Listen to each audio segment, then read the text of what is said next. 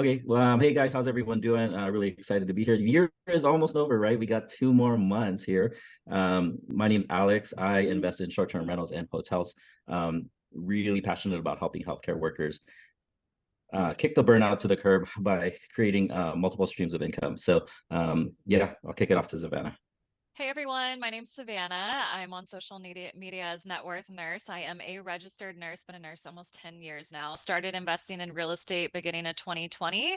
Started long-term rentals, now do primarily multifamily syndication. So a lot of opportunities to partner with other healthcare professionals who want to passively invest in real estate. I'm obsessed, always love learning new things. Alex and I really enjoy inviting different guests on here every month to share different tips, tricks, strategies, and resources within real estate investing.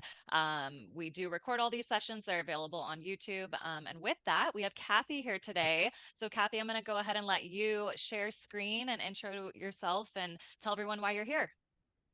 Okay, well, yeah, I'm Kathy Fettke. I am the founder of RealWealth. We've been helping people build their real estate portfolios for 20 years, starting with just one property, one small rental to kind of get your feet wet and get you comfortable with the idea of investing. I'm from California, so a lot of people can't buy a property here to live in, but they are really excited to find out they can buy a property for others to live in, that they can get in the game that way. It used to be $100,000 properties, but we're still finding $200,000 properties, which is a big difference from where I am right now. I'm in Palo Alto, where you're not going to find anything, a garage for 200,000. The median, I just posted on Facebook, the median price in the town I grew up in, where my dad paid $99,000 for a house, is now 7.9 million as the average. So really, really hard for people to even conceptualize trying to get into the real estate market here. But then they find out, wow, I can do it elsewhere. So again, it's possible. You just have to learn how. And I did promise my sister that I would say thank you to you all because, let's see, she is going through cancer treatment right now. And her nurses have been wonderful. So we just came back from an appointment for her radiology, and they just made it really, really almost a pleasant experience. I don't know how to say it, but I can't imagine the pressure that people are under in your industry, but I just want to say personally, thank you. So I'm really going to focus on residential housing, although I'll get to commercial a little bit towards the end. And but I always think that residential is kind of there's always a need for it, and you'll see why in my slides. But also when the housing market is doing well, it's really a sign of the economy because so much is involved with buying and selling homes, building them. It really stimulates the economy when it's robust. So it's important no matter what sector you're in to understand what's going on with the housing market. So that's what we're going to talk about. And then again, a little bit about me. My background is in broadcasting. I graduated from San Francisco State, went straight to CNN in San Francisco in their satellite office there. After I graduated, then worked at Fox when it was just news and we were not allowed to have any slant at all. It seems like another lifetime ago. Worked at ABC, and then I got married, had children, and the story again, since I'm talking to medical professionals, when our kids were little, Rich is a redhead. My husband, he noticed a freckle. He had been a bodybuilder and had been like over tanning himself for many, many years. It turned out that he had melanoma, and this was 20 years ago. So they didn't really have the things they have today, the treatments they have today. So the doctor actually did some tests and told him he probably had 6 months to live because melanoma is such a fast-moving cancer. He's fine today, and the doctor was wrong, and he's fine, but he does get checked every year, and he still gets cut out every year. But that is what inspired me at the time as a mother of 2 kids. I'd quit my career in broadcasting to be a stay-at-home mom, and I was like, oh my gosh, no one would insure us. I didn't have life insurance because he's an extreme athlete. He was in the X Games for bungee jumping and rock climbs 5,000 feet. Like nobody was going to give us life insurance. So I had to really figure out if the doctor was right, what we were going to do, because we invested. We did everything we were told to do, saving 10% of our income, in investing 10% in the stock market, and then having 10% for emergencies. But we found out very quickly that you can blow through that when you have an illness.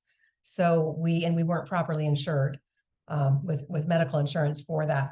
So all the things that we thought we were doing right, we found ourselves living paycheck to paycheck. And that's when I still had a radio show in San Francisco at the time as a kind of a side gig. And I thought, well, why don't I use that platform? This was before podcasts, to just find out how people are able to be a stay-at-home mom, or like have this thing called passive income. Like, is that even a possibility? I didn't know anyone who had it, but I'd heard of it. So I just started interviewing people using that platform. And that is how I discovered real estate, as I interviewed wealthy people and found out that was their investment of choice for so many reasons.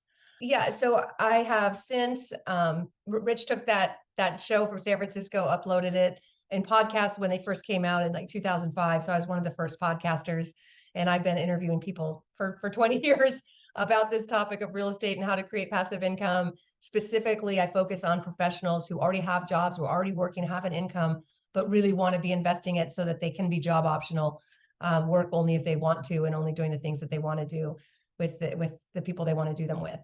So since then, I've been called a lot by the media with my contacts there to be on the other side of the seat, not as the reporter or anchor, but as the guest expert. Also helping interpret the headlines for these people in news business who really aren't experts. They don't know how to interpret this stuff. So we're going to take a few headlines today. I want to emphasize that the news business is just that. It's a business, and it's a news business. So the way that they make money is obviously through advertising. And these days, it's very, very hard to get your attention. People are very distracted. There's a lot of other things to watch. When I was in the news business, there was 4 channels, so it was pretty easy to get attention. But now the headlines have to be more extreme. They have to be scarier, and fear sells. If it bleeds, it leads. That was always the thing, but today it really is the only way to get your attention. So you've got to look past the headline and really dive into the data, into the details, or you will lose your mind, because all of these headlines are meant to scare you. So what we saw here, of course, the headline, it doesn't say home prices climbed 2.7%. The headline says existing home sales fell 2%. So that's going to sound scary. And when you constantly see these kind of headlines, it's like, what's happening to the housing market? Is it going to crash? And then, of course, you've got all these new experts on YouTube predicting that there'll be a crash, but they're not looking at data, and they're not telling you why. But with this latest report on existing home sales, yes, home sales are down. It's been a really hard year for people selling real estate agents, mortgage brokers, insurance people, title reps. I mean, that business has absolutely been hammered. 15% fewer sales than a year ago. That means a lot of these people have a 15% pay cut, or if not much more. But the key here is the median existing home price, even in spite of less sales, the price went up 2.8%. And that's extraordinary when you consider how much more expensive it is to own a home than a year ago, or 2 years ago. It's more than double. And yet to still see prices go up when interest rates are going up is phenomenal. So what in the world is going on? Well, this third line kind of explains it. The inventory, while it went up a little bit, it is down so much from what it should be. So we have the equivalent of 3.4 months supply. That's like half of what it should be. Normally 6 months supply is considered healthy. That basically means that all the inventory could be sold in 3 months based on the demand that's out there. Again, this all happens at a time when 30-year fixed rate mortgages are soaring. I don't have to tell you that. They've been close to 8%. And when you look at this chart, this is a chart of mortgage rates for decades. And where we are is not that bad. It's kind of pretty average. When I started investing, it was closer to 9%. So these aren't rates that scare me, but the speed at which we got here is what's so freaky and what's shocking people, because at the same time that rates were so low, driving prices up, all of a sudden, we go from 2% to 8% rates. And that's in some cases tripling the payment. So it's, again, shocking that values could hold at a time when nobody can afford to buy. And a lot of this has to do, I'm sure you've heard, the lock-in effect. It's just an unprecedented time. I don't know a time where people could get 2% rates, but we know that we've got 73% of mortgages below 4%. That's almost half of what they are today. So like half the payment. 95% are under 6%. So we are in this lock-in effect where it would make absolutely no sense for anybody to sell their house and go get a smaller house and double the payment. Nobody's doing that. And people who did get in those 2 and 3% rates, they're learning how to be landlords. If they have to transfer and go to a new place, they're learning that maybe it makes sense just to put it on the rental market. So a lot of these homeowners are learning how to be landlords and put those homes on the rental market. What they're not doing generally is selling them, which is why sales are down and inventory levels are down. Now, if anybody believes that there is a housing crash coming, this is the chart. This is what you need to look at to understand what's really going on and where the real distress is. So when you look at this, this is mortgage debt service payment. So the mortgage payment versus your disposable income. It has never been so low, meaning the payment compared to how much you make is the lowest it's been in history. So that means that people who own homes have more disposable income than they've ever had compared to what they're making. And we've had pretty good job growth, much about double the job growth that we would normally have because the economy has been cranking along. So you have people locked into fixed rates, the lowest payment in history, yet they've seen their wages go up. So when people think of a housing crash, they are thinking the market's not affordable. And I get that. In 2008, when we had a housing crash, it was because housing was unaffordable.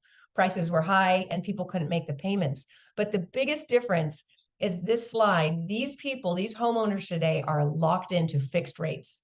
The majority of homeowners today are in fixed rates. The majority of homeowners in 2008 were in adjustable rates. So they got into loans at a certain rate, and all of a sudden that payment doubled or tripled when it adjusted. And that is not what we're experiencing today. So yes, we have high home prices, but the payments are the same. So the bottom line is you can't have a housing crash if you don't have distress. Distressed sellers are what cause a crash, and we don't have that. We have homeowners who are in the best financial position ever. They're in amazing shape. So the distress today is with the renter. It's with the people who are not in the housing market. It's the people trying to get in today that can't. So that's the distress. It's a completely different world than it was in the housing crash that everybody wants to compare to 2008. You can't. It's not the same market. In fact, when you look at this, you can see average loan to value. And if you could see here back in, I can't read it, my eyes, 2008, average loan to value is 82%. So people had their payments go up, but they didn't really have any equity. It just made it a lot easier to walk away from your home when you don't have a lot of equity in it. Whereas today, look at that, 42% loan to value. That means that homeowners have not only the lowest payments in history, but they're sitting on a ton of equity. Look over here at this slide, the amount of equity that homeowners are sitting in. Homeowners are in great shape. They're strong. And then this chart down here with the purple lines, those are FICO scores. And if you could see there, I think it says 760 or 80, one of those. Anyway, extremely strong FICO scores. The people who have gotten into loans and own homes today have a proven history of paying their bills. Whereas if you go back to before the last recession, most of the people who had loans had a history of not paying their bills. So it's like, it couldn't be more opposite. People who owned homes in 2004, 2005, it didn't matter what your credit was. They were subprime loans. Anyone could get a loan, and those loans adjusted. People didn't have to put any money down. They didn't have any equity. So it's really easy to walk away from a home when you already have bad credit and you have nothing to lose. You didn't put any money into it, right? You have no money in it, and it's cheaper to rent than to own. So again, very, very different scenario. And then you can see in this chart, back then, most people got adjustable rates because they were cheap, and you only had to qualify on a portion. You only had to pay a portion of your payment back then. You didn't have to make the whole payment. And you qualified on that. So the whole loan scenario made no sense. But in 2012, after the housing crash, the laws were changed, and Dodd-Frank came out and was like, no, you have to qualify. You have to show everything. It's full disclosure. And you can see fixed rates were about the same as adjustable. So why would you get an adjustable? So people who got loans who are owning homes are in those fixed rates, not adjustable. So their payments aren't changing at all. So as a result of all of this, people are staying put. They are in a good position as long as they can. If they're still working and living in the areas where they own homes, they're not leaving.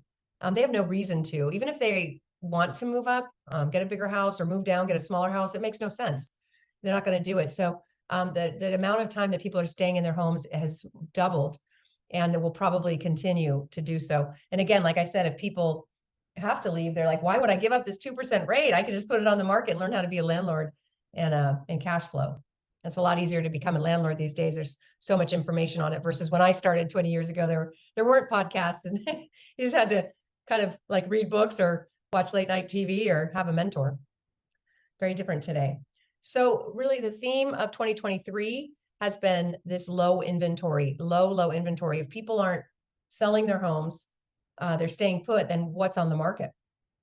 New homes are what's on the market. And new home sales have actually been extremely strong, while existing homes are low, like way down. I think it's like down 20%, but new home sales are up 20% because that's what's for sale and builders are busy. Now, you don't have builders building houses in a time when there's a potential housing crash coming. Builders get the heck out.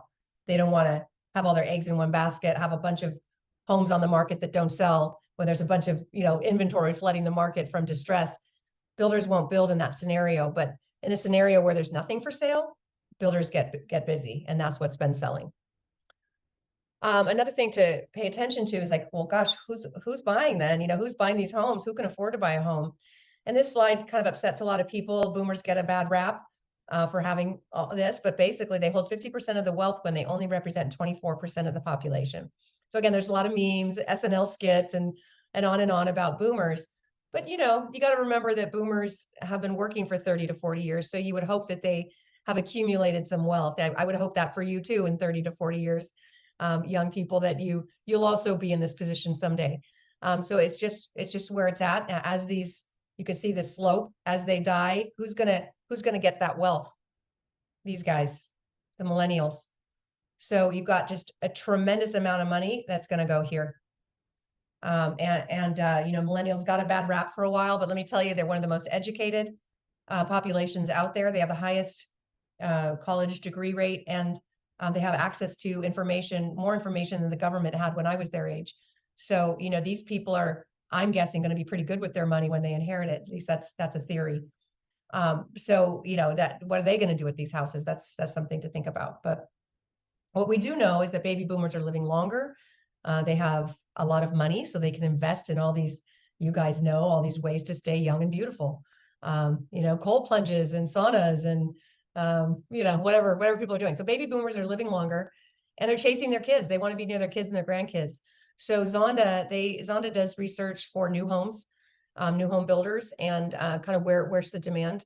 And you can see here that a lot of boomers are buying houses where their kids are going.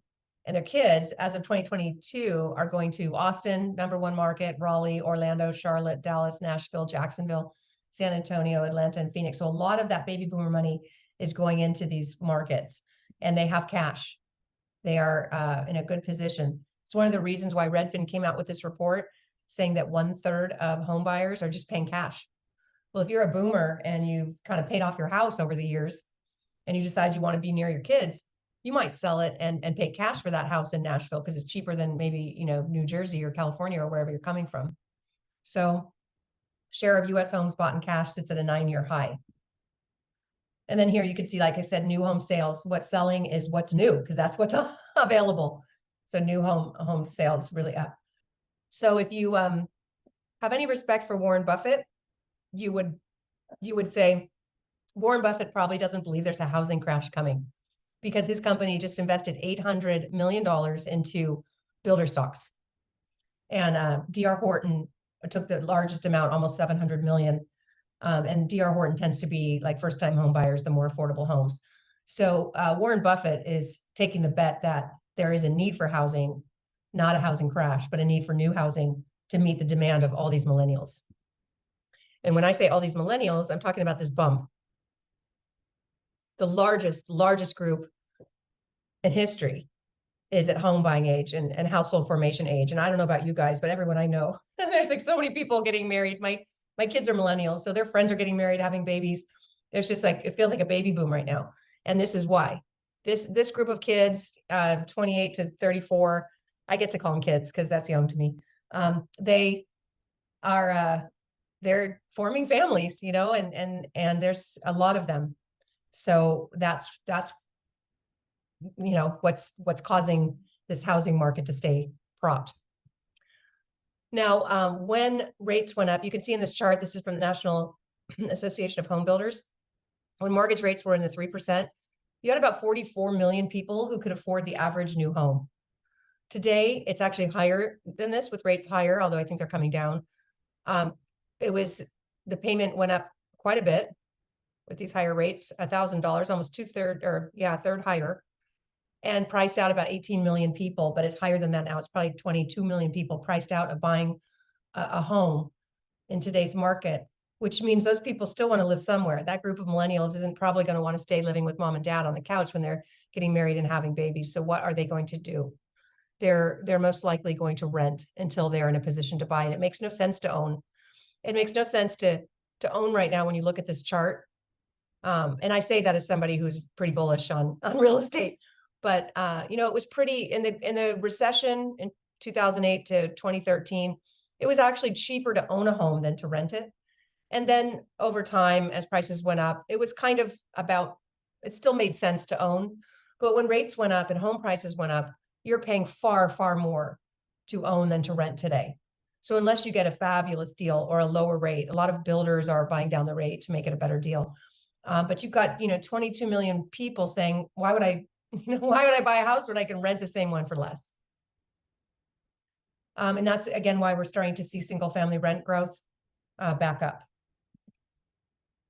Now the 10-year Treasury, this is actually down today. I meant to change this slide.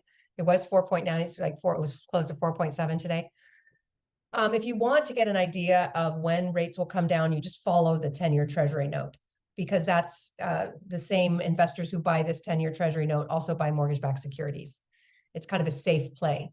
But if you think that we're going to be in an inflationary economy, if you think the stock market's going to go up, you wouldn't settle for this kind of return. You'd invest in something that has a higher return than inflation, or otherwise you're losing money. So basically, if nobody's buying treasuries, the price has to go up to attract buyers. And that's the same with rates. Rates go up to attract investors.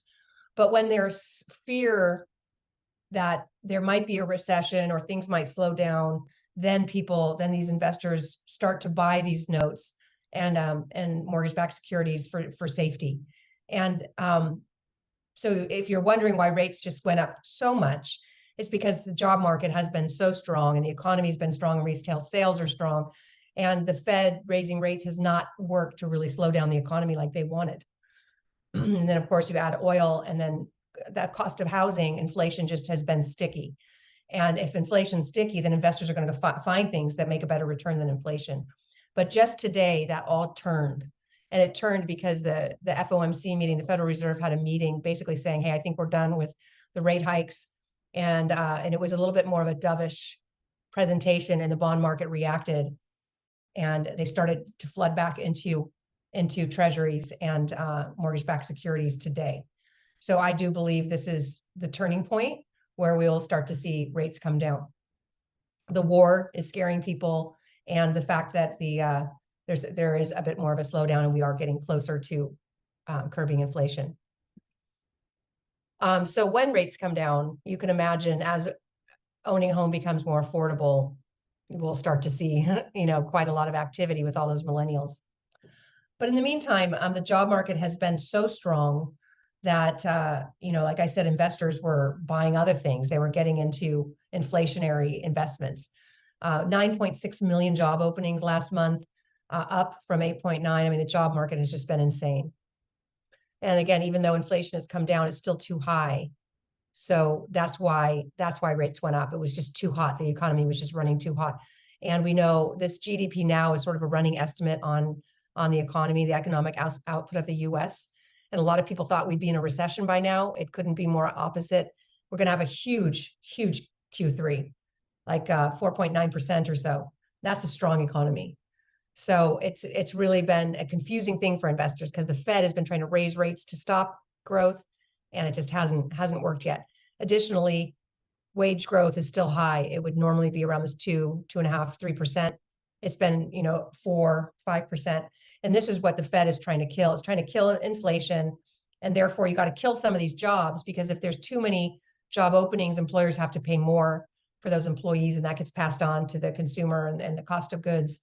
And so one of the ways that the Fed wants to curb inflation is to kill jobs. And they, again, haven't been good at that, which is why there's been talk of more rate hikes because they haven't gotten to where they want to be. But today was a different story. So we may be turning the corner here. Keep your eye on jobless claims because they've been pretty low. But as they start to increase, that's when, again, we'll probably see rates come down and finally a slowdown in the economy. But if you're wondering, like, what is going on? Why has the economy been so strong in spite of the Federal Reserve trying to kill it and really trying to slow down the economy through rate hikes? Well, this is a shocking slide, but this is the M2. This is the money supply. This is all the money circulating. And we live in an economy where since 1971, right around here, Nixon took us off the gold standard, and that's when the lid was lifted and politicians could just create as much money as they want for the things that they want. And you can see the self-control on that gave way over the years, but man, did it really take off over COVID. So this is just unprecedented. The amount of money added into the money supply in 18 months during COVID was the amount of money in circulation in 2007 in entirety. So it's almost as if you took the entire economy of 2007 when it was pretty robust, and you took that entire economy and you just brought it in to 2020 economy. So much money was created and handed out through PPP loans and through stimulus checks and low interest rates that when you go to buy a car, that money is just created. And it's not like it's in a pool. It's just created when interest rates are low. You're going to go buy that car. When they're high, you're not. So money is not created when rates are high because you're not going to buy that car or that house. But when rates go down, then you are, and that money's created, which is why it was just too much. The Fed created far too much stimulus, and we are paying the price through inflation, which somehow they thought it wouldn't create. I don't know what they were thinking. Anyway, I'll stop real quick and just look at the questions. If there are any. No Okay. questions yet. I think we're all just so stunned by the amount of data that you're sharing with Yeah, us. This is mesmerizing. so Like I could hear this. great. I'm a nerd, so I could hear this all day long. Awesome. I'm so glad. Okay. Well, I'll just kind of let you know, I know we're in a precarious time because the Fed is trying to create a recession. They haven't been able. They stimulated the economy far too much. And there's a lot of people just sitting on cash. Like I said, people who got those PPP loans, they might have gone out and bought a property all cash. They might have bought a business all cash. So it's really hard to pull money out of the economy when people aren't in debt, right? If you owned this house outright, you have no pressure to sell. So a lot of the money that was created kind of ended up in the hands of the wealthy. And it's not fair how that happened. But if you owned a business and you got a PPP loan, and in some cases that was in the millions, did it flow down to the employees, or did that business owner go out and buy a new airplane? So there was just a lot of stimulus that didn't flow down. But so what do you do when the Fed is really trying to undo what they did and pull money back out? They're trying to I'll go back to the other slide. They're trying to get back to this line, and they haven't been able. I mean, technically it should really be here, but there's trillions of dollars circulating that they don't know how to pull out. Normally you pull it out by raising interest rates because then people stop buying things, but that has not really worked yet. But with that said, what do you do knowing that a government entity is trying to cause a recession? You've got to be recession proof. You've got to be prepared for that. And so all I can say is my history of investing for over 25 years now, and having been through the worst housing crash and kind of seeing how that worked, and then going through COVID and kind of seeing how that played out. I have an idea of what a way to be recession proof. And that is really to provide a need, to fill a need. And what we discovered is there is a need for housing. People do prefer to live indoors. People want a roof over their heads.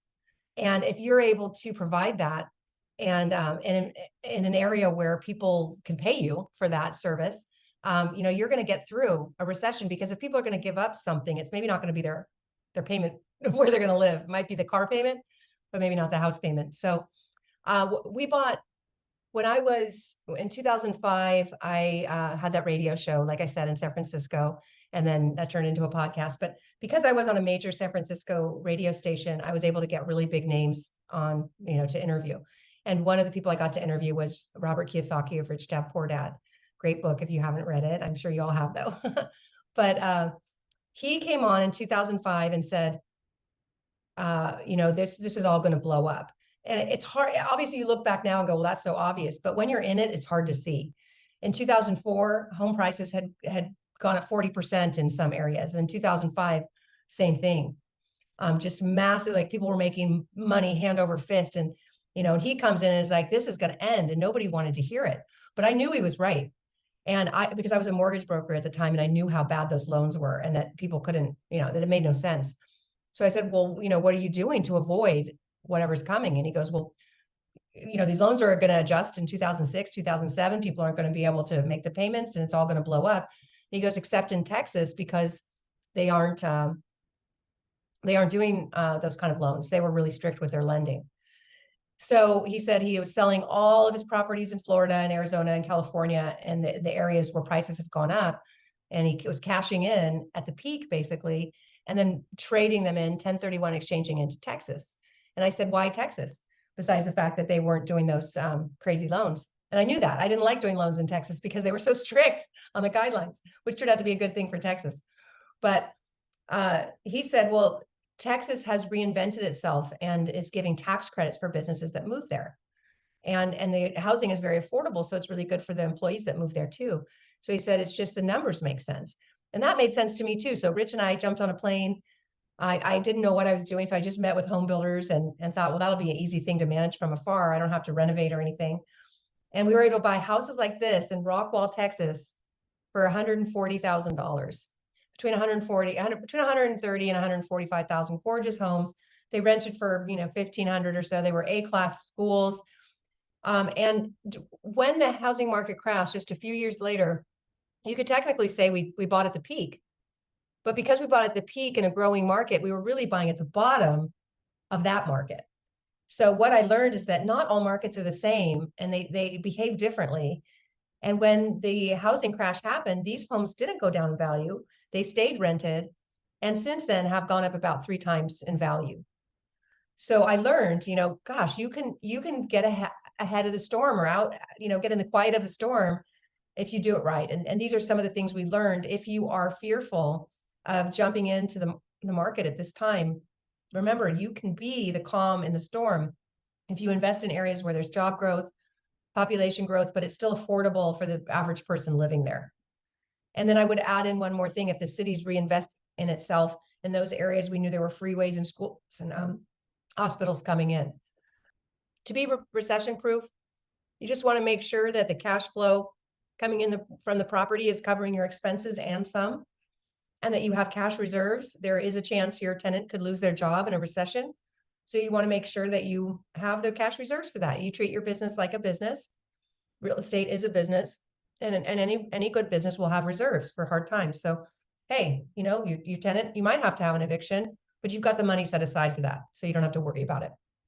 I like to see 6 to 12 months reserves of let's say the rent is $1,500. You'd want to have about 6 months reserve so that if it took 6 months to evict, which it shouldn't in the areas we invest in, but you've got the money set aside.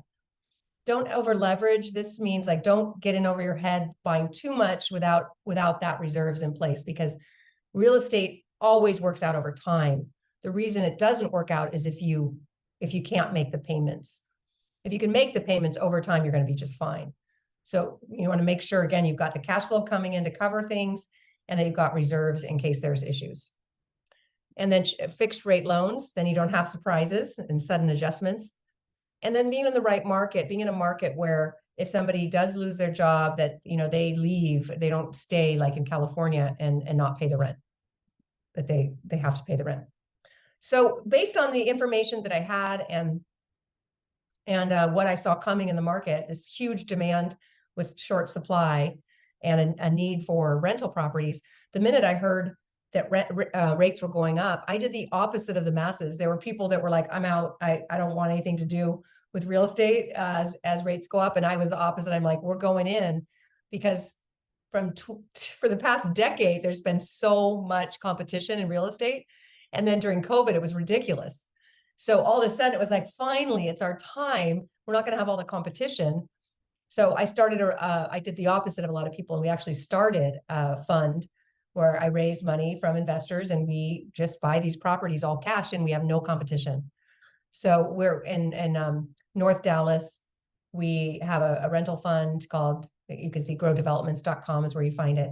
And the timing has just been perfect because wholesalers who wouldn't have given us the time of day, a couple of years ago are calling us, lowering prices, knowing that we can pay cash and get the deal done. And I'm following the same rules and fundamentals I mentioned earlier, which is invest in areas with job growth, population growth, and affordability. So about an hour north of Dallas, now Dallas has become kind of unaffordable over the past 10 years, but a lot of the growth is moving out. If you go about an hour north, there's this little itty bitty town, still very affordable, that is now becoming a semiconductor hub. New freeways coming in, new schools, all the things, hospitals, and not enough housing. The Biden administration passed the CHIPS Act, which set aside $52 billion to bring chip manufacturing back to the US from Taiwan and China. And one of the campuses that they're looking at and they're putting a ton of money is in this little tiny town called Sherman. So this is where a lot of the properties are that we're buying, and why you can see I have zero fear about investing at a time when others are fearful. I see the opportunity. On the other hand, the commercial real estate market, when you see headlines about real estate collapsing, it's probably, when you read the article, it's really probably about commercial real estate. Because just like residential housing in 2008, where people's payments suddenly doubled and they couldn't make the payments because they were on adjustable rates, that's not the case for them today. They're on fixed, but commercial loans are largely adjustable, most of them. And as those payments go up, it's just the numbers aren't working. You guys have probably heard about this foreclosure of a syndicator that some of you may even know, but these are the kind of things they're dealing with. Price caps surged. If you're in multifamily, you know this. For a 3-year, $100 million interest rate cap tied to the SOFR, priced an average $2.2 million in October. That's up from $200,000 a year earlier, and it was just $45,000 2 years ago.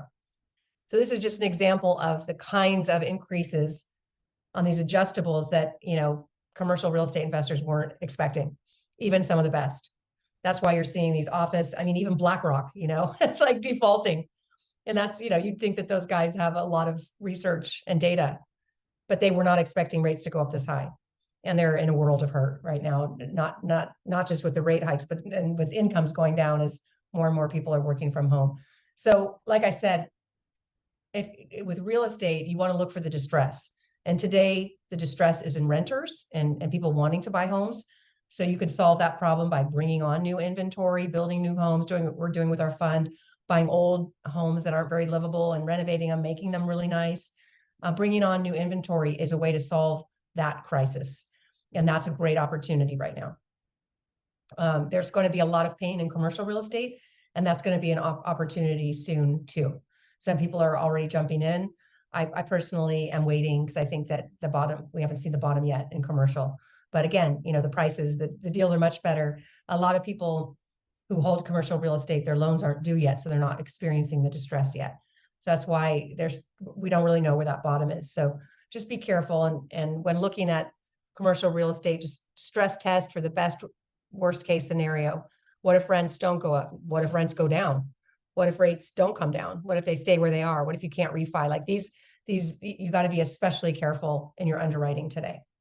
And then always, of course, review your documents with an attorney if you're planning on investing with someone else. Make sure there's plenty of reserves in the pro forma, and ideally fixed rates if you can. So this is my company, RealWealth. We have teams in all these markets across the country to help our members, acquire real estate that makes sense today. We've negotiated with a lot of builders who are buying down the rate for us. So Rich and I just closed on a duplex in Florida, and we got a 4.75% interest rate, and the cash flows insanely. Rents came in higher than we expected because there's so little supply out there. And insurance rates on newer properties is lower too. And that's been a big problem, is insurance rates going up, but they're a lot lower on newer properties. So it's an opportunity right now to get, if you're buying single family or 1 to 4 unit, to negotiate, have the builder buy down your rate, And then you also have lower insurance and lower, costs overall. So that's how you find me. Real Estate News is my podcast. That's just kind of like updates on news. Retire Rich with Rentals is my book on Amazon. And then the RealWealth Show is my podcast. So I can take questions now. Awesome, Kathy. There are a couple of questions in the chat. So is there a specific website where I could be looking for this data to understand if the area has good projections for growth?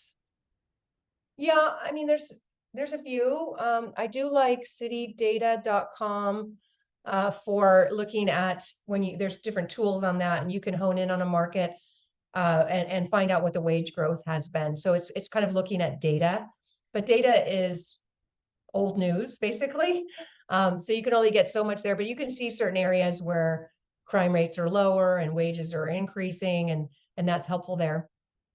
Above and beyond that, we have the resource of having these teams all across the country, so they tell us when new employers are coming in. And I follow I just am constantly obsessed with just finding out where jobs are moving and where people don't know about that yet. You could call Chamber of Commerce, you could call the city planning department, or go in and just kind of see what the city has plans for and where the growth is headed. Because just because, let's say Atlanta, someone tells you Atlanta's a good city, it doesn't mean all of Atlanta is good. You want to really see where is that growth going. Property managers are an excellent resource because they know where the calls are coming from. They're looking at all the applications, and they can see where people are working and where the demand is. So whenever I go to a new market, I usually meet with quite a few property managers to kind of get that insight as well. And then, like I said, go to the city planner and chamber. They'll tell you businesses that are moving in, and following the headlines, where a business is moving. And we know a lot of businesses are moving to Texas and Florida. A lot of California businesses moving to Texas, a lot of New York, New Jersey businesses moving to Florida because of COVID. People learned a lot, and they learned which states are more business friendly. And given we've kind of never gone through anything like we just went through, a lot of businesses don't want to do that again. In California, we had businesses like they would just shut down your water and electricity if you tried to do business. Like you had to be shut down, and people were just fed up with it, and they just want to go to a place where that wouldn't happen. So just kind of following the business friendly states where are their tax credits. Another question that popped in: what can buyers do now to negotiate a more palatable house payment? Yeah, so with the seller, if the seller's at all desperate, then which they may or may not be, but instead of them reducing their price, they should pay for your rate to come down.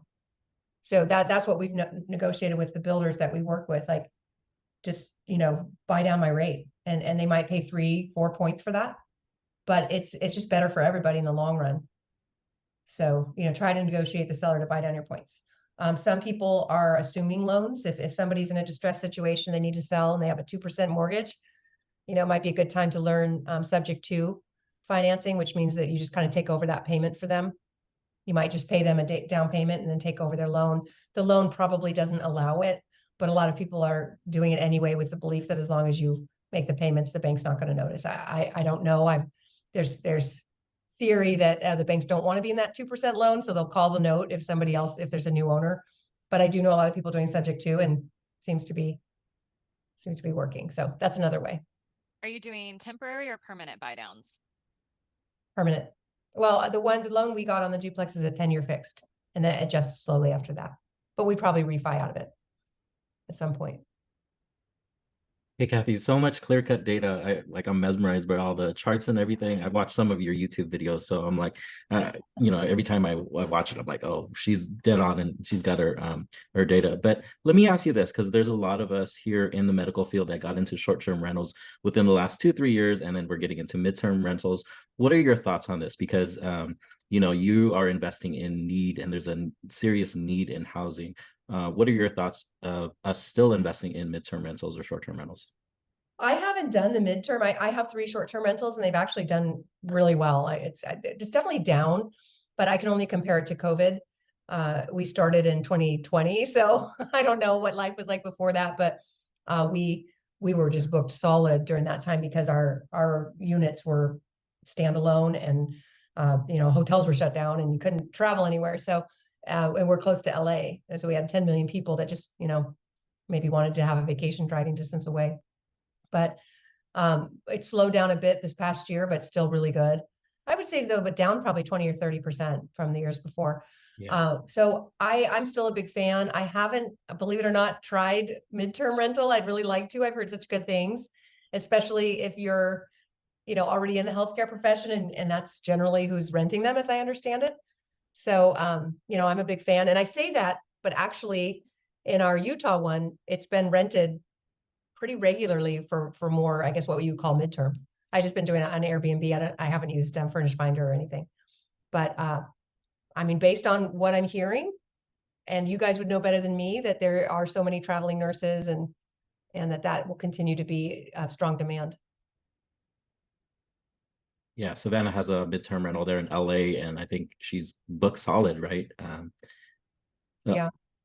Let me ask you this, and I know we don't have a crystal ball, but the war, I think a lot of people are worried about the war if it gets out of control. Does that trip us up, even though there's this huge demand for housing? Yeah, I mean, wars are awful, I mean, this has just been terrible. There's been two now, right? But not really, because we're just focused on the ones that maybe affect us more, but there's certainly been wars ongoing for a long time. Obviously, if war hit our soil, that would be interesting. We haven't really experienced that since 9/11.